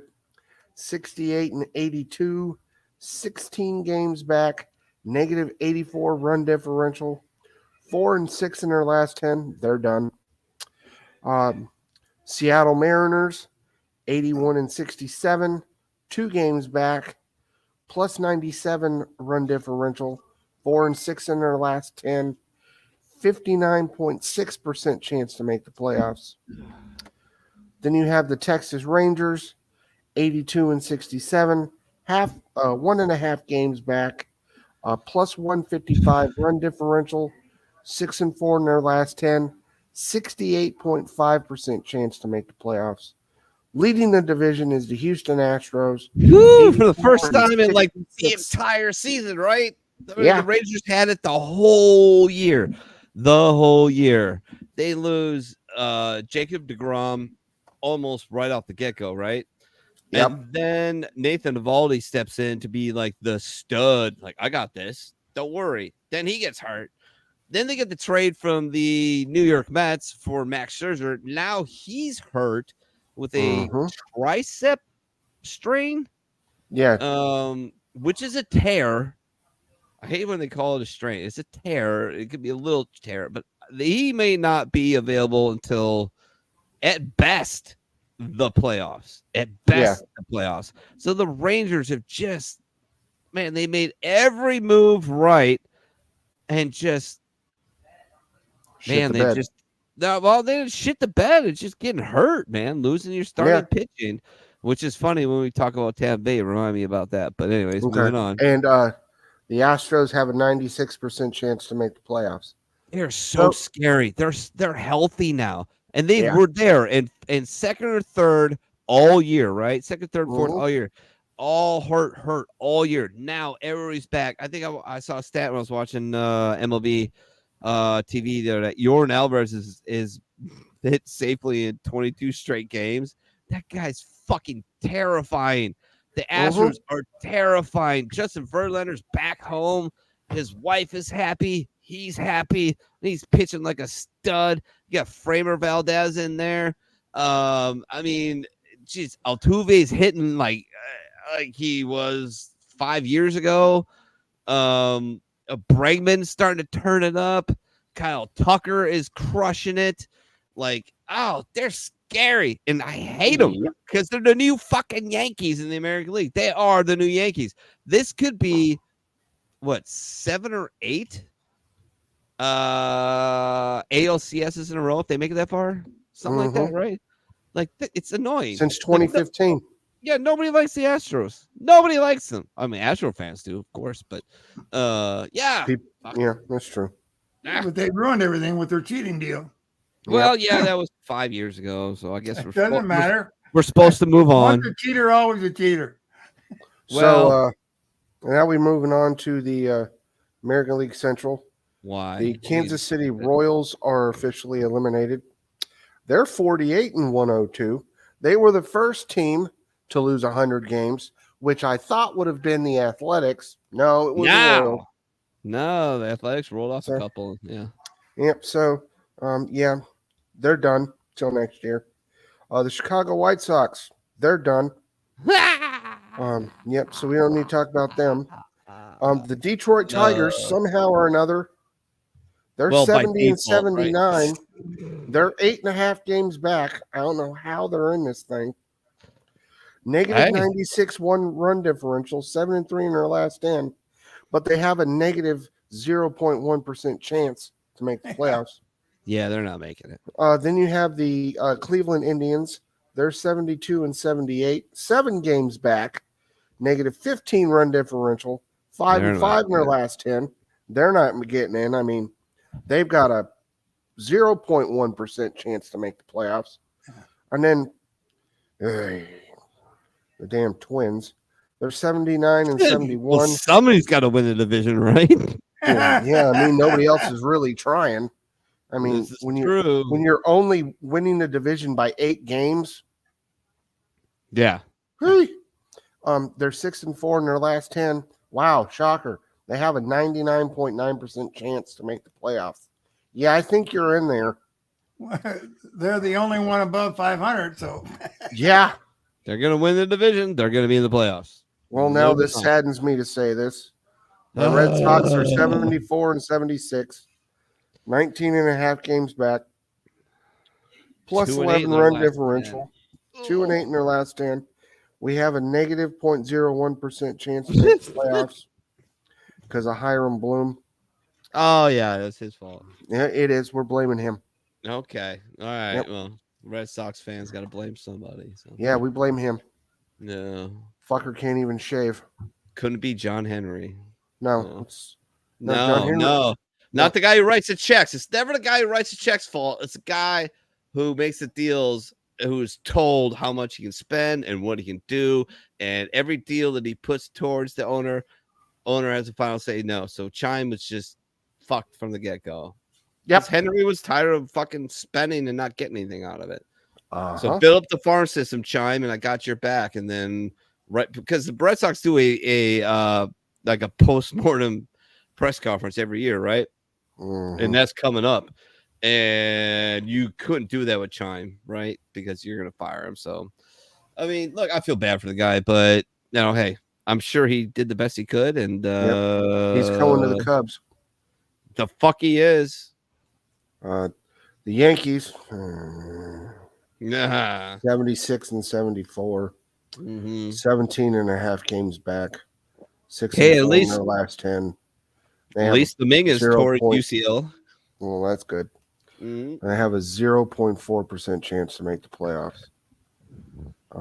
Then you have the Toronto Blue Jays, who are most likely making the playoff as a wild card team. Mm-hmm. They're 83-67, 10.5 games back, plus 60 run differential, 6-4 in their last 10, 75.6% chance to make the playoff. Wow. Then there's these two teams. Yeah. Tampa Bay Rays at 92-59. Played each other all weekend and both clinched. Yep. Weird. 2 games back, plus 196 run differential, 7-3 in their last 10, 100% chance to make the playoffs. Yep. Then we have the Baltimore Orioles, 93-56, plus 122 run differential, 5-5 in their last 10, 100% chance to make the playoffs. Now think about this. Crazy. Like, good for the Baltimore Orioles. First time they made the playoffs since 2016. That's awesome. Also, what's crazy is think about what Tampa Bay has done this year. Take out the one of the most ridiculous starts in MLB history, right? Take that out. Mm-hmm. They lost 4/5 of their starting rotation this year. They're gone. Still have that good of a record. Yeah. And they still have that good of a record. Not only that, they have one of the best starting ERAs in the American League. I think they do have the best starting ERA in the American League. Now, I think later, Richie, love you, brother. I don't know how much openers You know what I mean? Like guys who come in and pitch like 3 innings, figure into that. But still, like what they've done is great. You know what's funny? Nobody fucking cares because Tropicana Field in October is going to be just as loud as it was on opening day, which is fucking. You can hear a mouse fart in that place. Tampa fans, Tampa area, you don't support your team. And I don't know why. I know it's not the greatest stadium in the world, but the fuck did I ever make a decision? I'm not going to see this baseball game because this shit. They do have this interesting thing here. We have Fox Sports 1 and Fox Sports 2. Yeah. And when you're watching a baseball game, Fox Sports 1 usually airs down here in Florida. The Rays. Fox Sports 2 airs the Marlins. So if you can't make the game, you get the game no matter what. That's great for attendance. So, yeah, but I mean, it doesn't do much for attendance, but it's a shitty TV deal. But yeah, I mean, now you don't have to go park in bumfuck Egypt in the middle of the hood in St. Petersburg, which is not Tampa. Which is not Tampa. So don't call yourself the Tampa Bay Rays. And then, you go into the game, which the field's not bad, and they have this awesome hitting museum by Ted Williams, which is phenomenal. And I still want to freaking swim in the Ray tank. I just want to swim in the Ray tank. I want to swim. Hey, look, they're not that.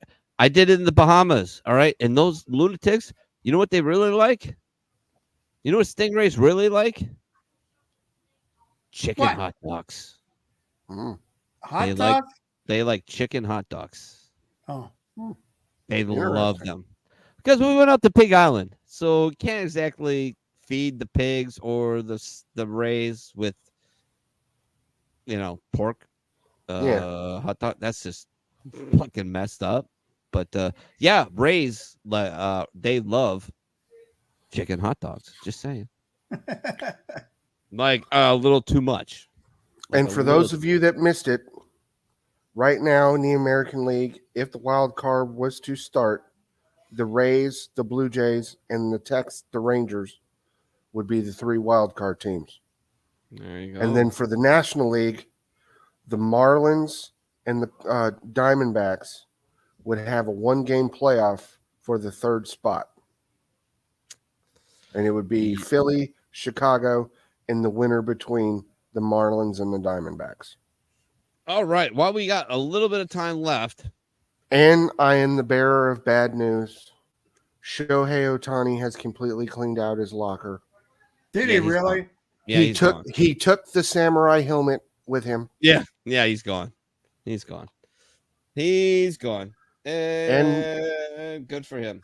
It sounds like Mike Trout is cleaning out his locker too. Yeah, he's gonna be gone too. Artie Moreno has drove that team to the ground over the last 20 years. Not even 20, 15 years. And it is what it is. So one quick conversation. Something I want to talk about. NL MVP. Okay. Who's it gonna be?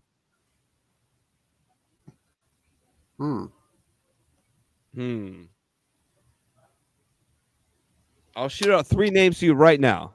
Ronald Acuna Jr., it's either going to be Betts, Acuna and Freddie Freeman. It'll be either Freeman, Acuna, or the first baseman from the Braves, Chapman.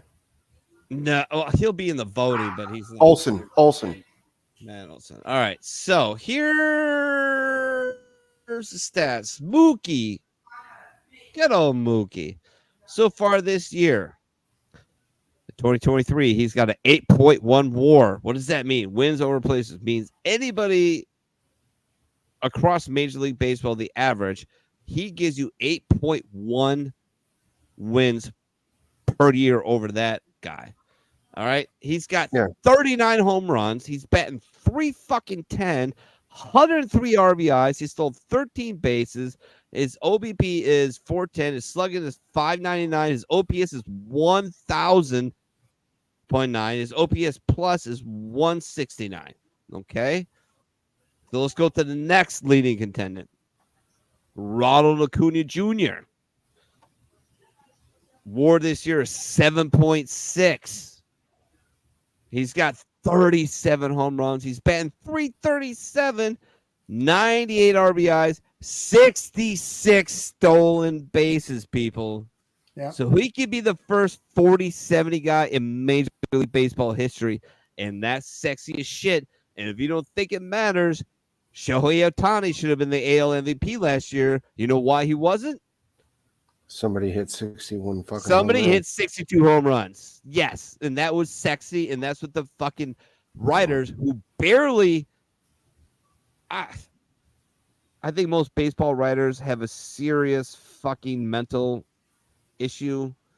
They're just like, oh, shiny things. The same fucks who are talking all about McGuire and Sosa and Bonds, and then that Sarah thing come on. They're like, oh yeah, these are horrible people. No, you just spent 5 years talking them up, and now they're horrible people. All right. Anyways, but Ronald's got his OPS is 1,000.0004.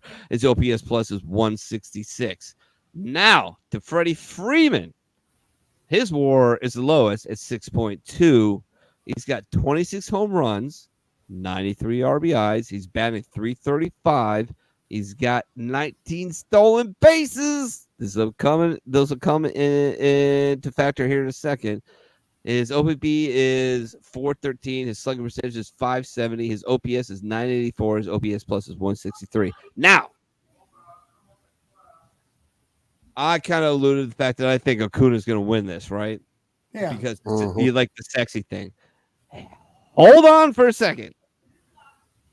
Somebody is about to do something that has never been done in Major League Baseball history. Out of those three guys, who do you think it is? Freddie Freeman. All right. Guess what he's about to do? He's already eclipsed 25 home runs. Some with doubles. Yes. He's got to do 60 doubles, and he needs one more steal. If he does that, he will be the only player in Major League Baseball history to ever do that. Now that's sexy. Ever. Nobody's ever done that. Nobody in Major League Baseball has done that. And how do you not put him in, considering he gets one more steal, and I think he's got the doubles and he's got the home runs, gets one more steal, how does it not boost his stats or boost his brand to be part of the MVP conversation, right? How? Has to, right? He has to be part of the conversation. I don't know that he has to be, chosen. Like Ronald Acuna Jr., he's stolen 66 bases. He's also been caught 20% of the time. Yeah. So the argument of stealing bases and staying out of double plays works if you get on base, but you get cinched 20% of the time. That kind of pulls it back a little bit, right? My vote, I'm voting Mookie. Now, that's because I like to be a contrarian cut, and I hate the sexy thing that wins you the MVP. I hate that because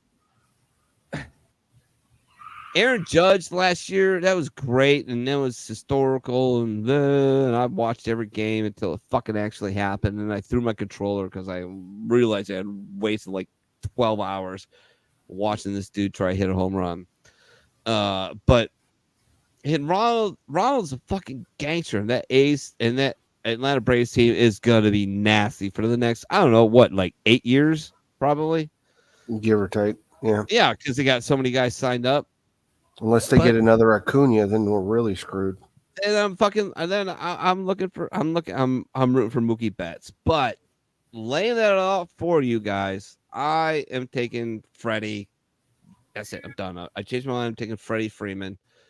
Because I'm taking Mookie. I'm sticking with Mookie. I'm gonna take the bets. I'm gonna take the bet on the bets. What do you guys say? You guys say Acuna? You guys say I'm still on Acuna.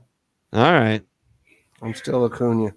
I just think because the fans' participation, it's going to be Acuna. Yeah. I mean, it's gonna be interesting. There's still a few weeks to go, so we'll see. I don't know. Like, it should come down to the wire. I like it. It's exciting, right? Like these three guys going at, and you know what? I don't think Freddie's going to come even remotely close. I don't think enough people are actually looking into this like I did. Like Baseball is Dead did. Shout out to Baseball is Dead because I would have fucking thought about it. But yeah, I really think it comes down to the PR department of that team. Oh yeah, that helps for sure. Yeah, but they got to get it right, and if they don't get it right, it doesn't mean shit. This is true. I think I got something, a couple of videos that I want to do just at the end of the show. Just to have fun with baseball. There was a why I hate umpires is one of these things gonna come up because everybody knows I'm not a big fan of these boys. But where is it? Before we continue on, in our fantasy baseball league, Full Metal Vet is in first place, 127.84.9. John is in second, 120.91.9, 7 games back. Woo! I'm in third place. Yeah, you got two guys, two different teams playing in the playoffs. 119.96.5, 10 games back. My shitty team is 103, 110.7, and 25 games back. And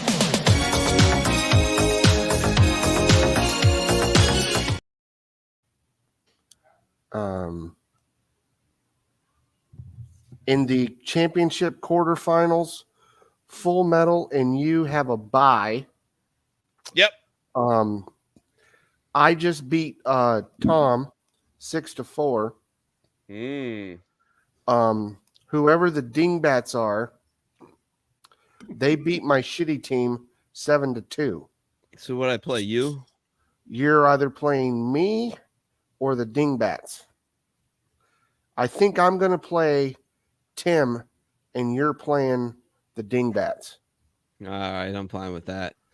And then in the constellation for the losers, the DDTs and my wife, they'll be playing the losers. So the championship game will be in 2 weeks. All right, so this happened the other day. Now, Zach Greinke is one of my favorite pitchers. Why is he one of your favorite pitchers, Mini? Because he's a fucking lunatic. He's a lunatic. His shenanigans on and off the field, his workout routine, the way he warms up, it's hilarious. Now, Pops, if I am hit, I'm going to show you this in a second. If I'm this pitcher, do I have every right to just charge off the mound and beat the ever-living shit out of the umpire? Ever-living shit. This, I'm telling you this because I'm setting you up. All right? I'm setting you up because this is one of the most egregious calls I have ever seen in 40 years of watching baseball and remembering it. Because I remember our apartment in Lansing? No, College Avenue. Oh, okay, yeah. And we still had for a minute we had a black and white TV that was hooked up to cable, and then we got a color TV. But we actually did one, and so I watched WGN, and that's when I became a Cubs fan. But yeah, this is fucking. Just watch it. Make sure the audio is on. It is. All right. Now watch this pitch by Zach Greinke. Next 3-2 pitch to Maldonado. The runners go. And Maldonado is Going to take ball 4. What was Excuse me? I saw Excuse this me. one earlier, but this is wild. Home plate, and with good reason.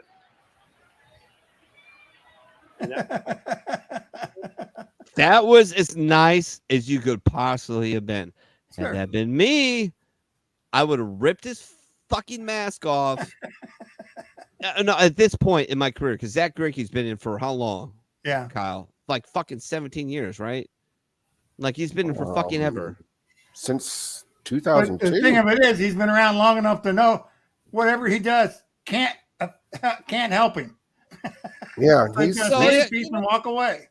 I'm just gonna fucking light you. That is where you lose your mind, and you just light that dude up, and you make it a scene. You make it a huge scene, so that like lackey named he's been pitching Latorre, since 2004. that lackey, what's his name? Former Yankees manager. Won a couple World Girardi? Series with the no. Oh, the other one before him, the 90s manager, Joe Torre. Yeah. Joe Torre. Okay. Punch him in the face too.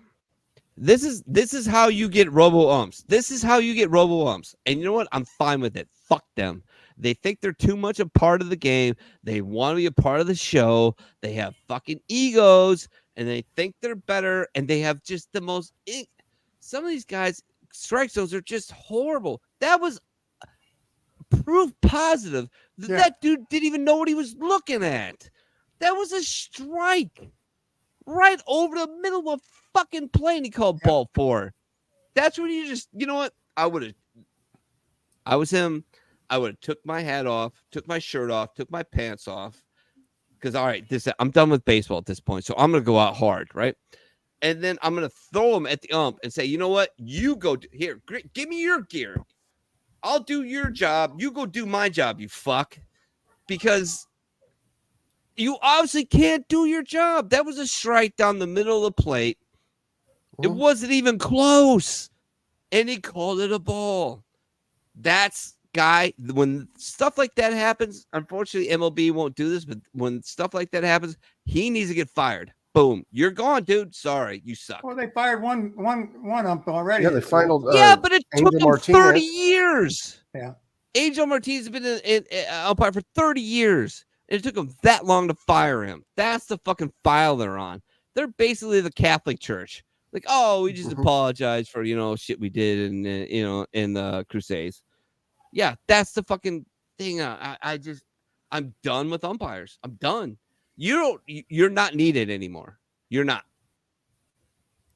We've got all the cameras. We've got everything like that. You can go fucking mow lawns. I don't give a shit because you suck. You suck. And this year, to me, at a whole new level. But MLB doesn't release their report cards, so whatever. Anyways, moving on. Without further ado, we need to. Hey, thank Chris. I love when you always show up and help me out. Sometimes you're the best. You're the fucking best Canadian ever. Let's just wrap it up and call it a day before I start fucking freaking out anymore. Because I don't know. You already freaked out enough. I know. I know there's something that I wanted to play again. As far as baseball wise, I think somebody sent me something that I've already played before. All right, do you guys want to hear the funniest little league baseball coach things? Sure. Yeah. All right, this is pretty funny. This guy is something else. I think it's some of its stage, but if Michelle makes me coach Little League baseball, it's probably gonna happen. Oh, I have something interesting to say real quick. Do you remember the movie Little Big League? Yes. Okay. The mom Mm-hmm. whose kid in that movie became a pitcher. Mm-hmm. Okay. In real life, that mom, her son is the Cubs' #1 prospect and was called up. Pete Crow Armstrong. Nice. So that mom was now an actual little big league mom.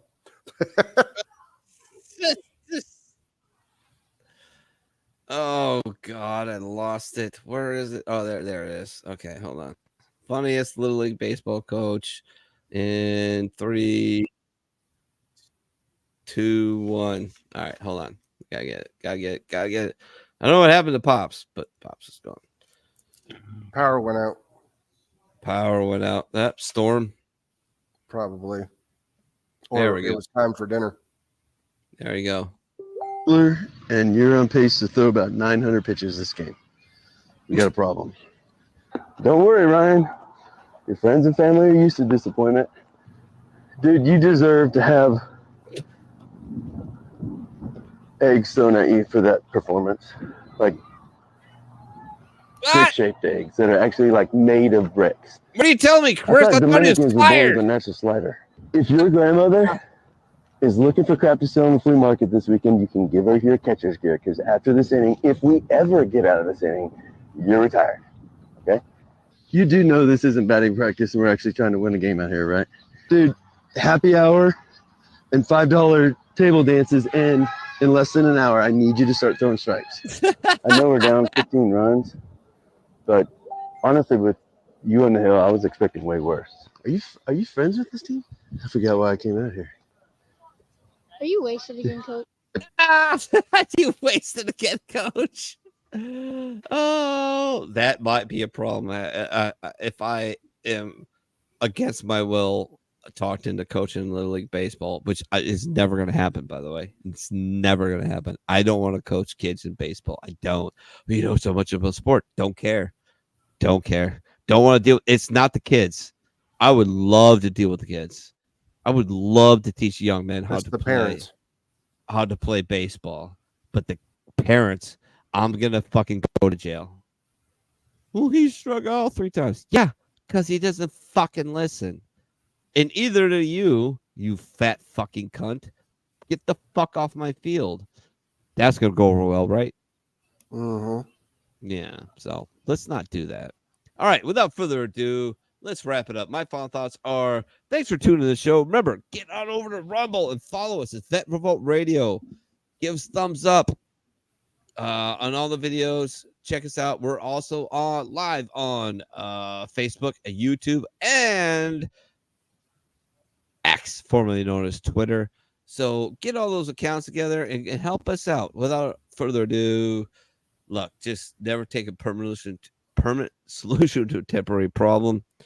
Been there, done that. Got the members only jacket, and yet I'm still here, and I've got a lot of great friends, including this guy right next to me because of that. So love you all. Enjoy the rest of the sports night tonight, and we'll see you next week at 2100 Eastern Standard Time on the bar right here on the Veteran Radio Revolt Network. Kyle, what you got, Bubba? Anybody happens to reach out to you, just listen. Don't offer a solution. Don't offer a fix. It's not what they're there for. They picked you for a reason, so just listen.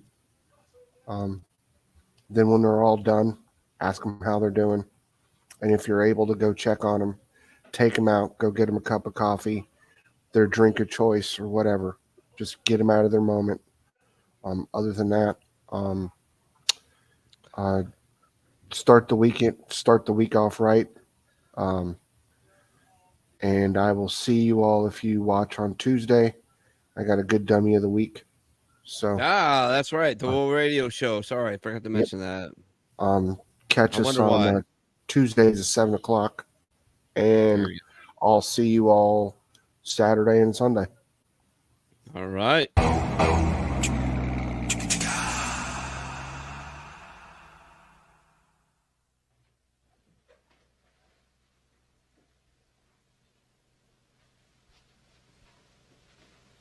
You're still here?